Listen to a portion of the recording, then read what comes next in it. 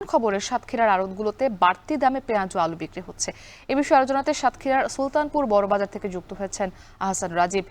রাজীব, আমদানি বন্ধের খবরে আড়তগুলোতে পেঁয়াজ ও আলুর দাম কতটা বেড়েছে জানাবেন, একই সঙ্গে খুচরা বাজারের প্রভাব কতটা পড়তে পারে?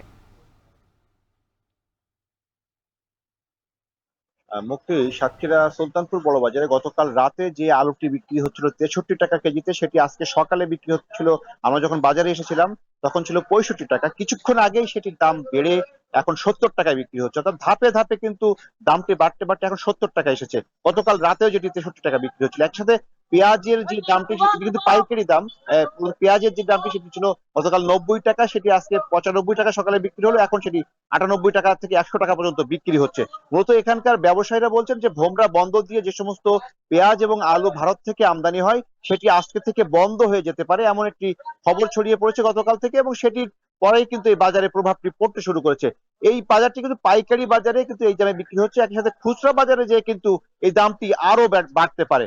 এখানকার ব্যবসায়ীরা বলছেন যে ভোমরা বন্দর থেকে এখন পর্যন্ত তাদের যে সমস্ত পেঁয়াজ এবং আলু ভারতের বাজারে যেগুলো এলসি খোলা ছিল সেগুলো এখনো আমদানি হতে পারে সন্ধ্যা পর্যন্ত। সেই পণ্যগুলো ঢোকার পরে যদি আমদানিটি বন্ধ হয়ে যায় সেক্ষেত্রে কিন্তু দাম আরো বাড়তে পারে। মূলত ভোমরা বন্দরে যে সমস্ত ব্যবসায়ী রয়েছেন তারা আমাদেরকে জানিয়েছেন যে ভারতীয় যে পশ্চিমবঙ্গ সরকার তাদের সেখান থেকে যে সমস্ত আলু এবং পেঁয়াজের যে সমস্ত নতুন এলসি সেটি তারা খুলতে পারছেন না, সেখান থেকে সেটি বন্ধ করে দেওয়া হয়েছে। যার কারণেই মূলত যে সমস্ত পণ্যগুলো আসার কথা ছিল সেগুলো তারা আনতে পারবেন না। একই সাথে যে সমস্ত পেঁয়াজ এবং আলু আগে থেকেই কেনা ছিল এবং এলসি খোলা ছিল, বুকিং করা ছিল, সেগুলোই আজকে সন্ধ্যা পর্যন্ত ভোমরা বন্দর দিয়ে সাতক্ষীরার ভোমরা বন্দর দিয়ে আসতে পারে, এমনটি তারা বলছেন।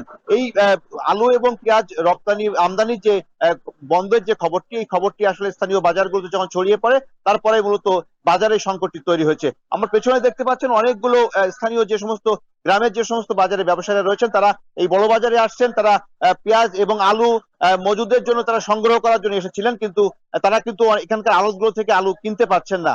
তো এই ছিল আমার কাছে সাতক্ষীরা সুলতানপুর বড় বাজার থেকে সবশেষ পরিস্থিতি। মুক্তি।